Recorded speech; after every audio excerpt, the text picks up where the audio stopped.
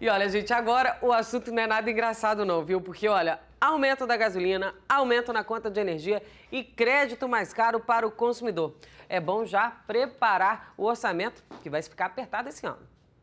Janeiro chegou e Alexandro e Daniele estão concentrados nas contas.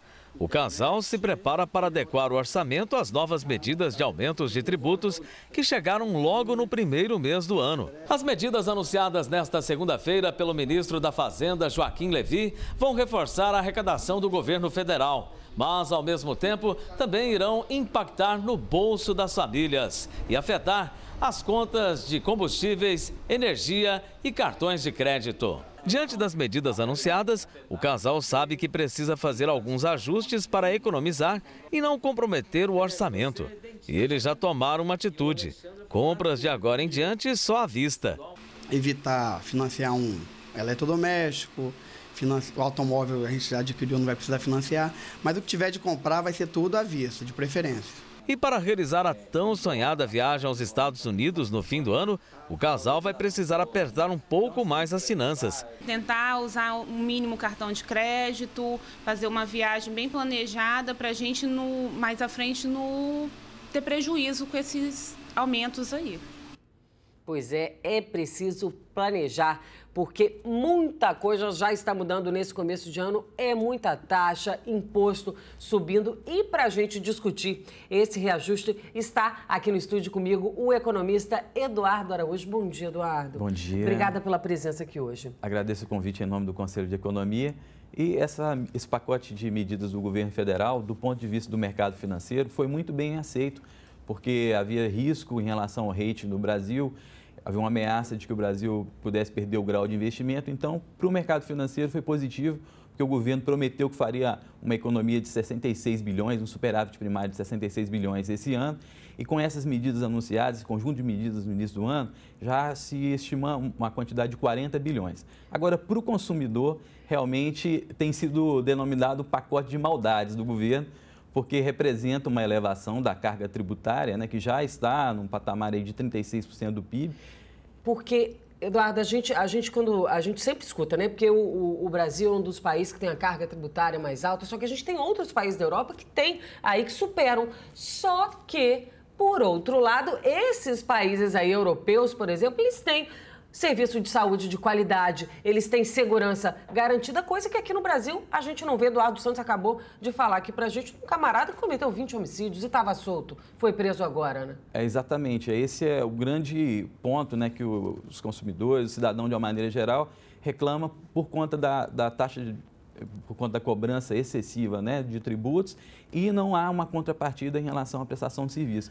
Então, o governo federal poderia administrar mais os gastos, né, e fazer uma gestão mais eficiente dos gastos, e não impactaria tanto assim, né, no dia a dia, né, do cidadão. Agora, vamos falar desse impacto. O que muda aí? A gente tem aí uma possibilidade de aumento de combustível. Já sobe mais uma vez a gasolina, exatamente. Né? São 4 grandes medidas que foram anunciadas essa semana.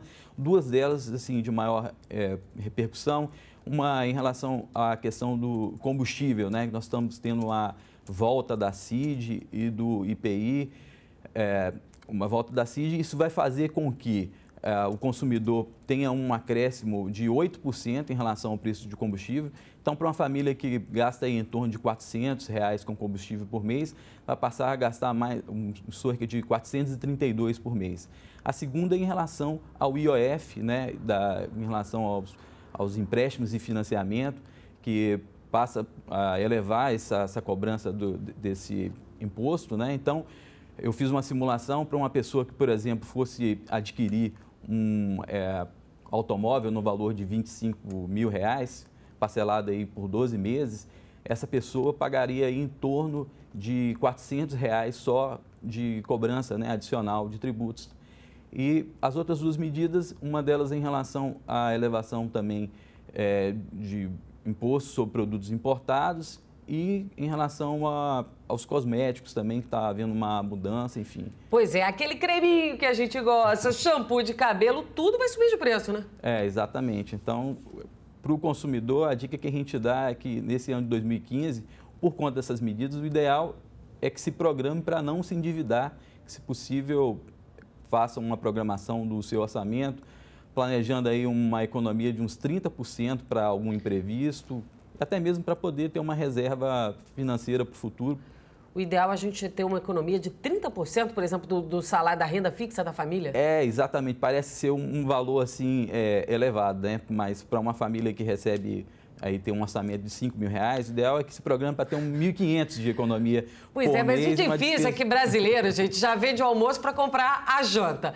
Com essas mudanças que estão vindo por aí, esses aumentos de impostos de alguns produtos que quem anda de carro não tem jeito, vai ter que continuar andando de carro e pagar mais caro. Exatamente. Comprar um shampoo, um sabonete, um hidratante para o corpo, é difícil também a gente ficar sem, né? Se não puder fazer economia, pelo menos tentar não se endividar, porque os juros estão se elevando e a situação da economia para 2015 está bem difícil. Pois é, então a gente continua acompanhando. Eduardo, muito obrigada pela sua presença aqui hoje. Um ótimo dia. Bom.